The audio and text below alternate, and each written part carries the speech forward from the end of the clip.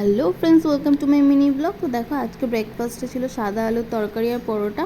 এটা আমাদের তিনজনেরই favourite breakfast.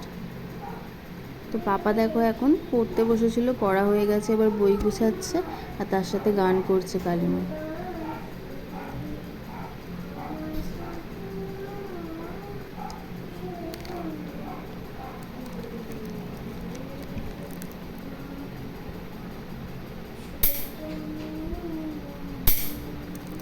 আমি এদিকে রান্না করছি বেগুন ভাজা আর পনির আলুর তরকারি। আজকে আর কিছুই করিনি, এইটুকুই।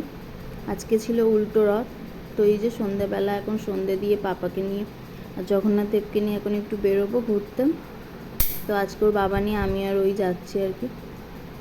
তো দেখো, রথটা সেরকম একটা সাজায়নি, সিম্পলই রেখেছি।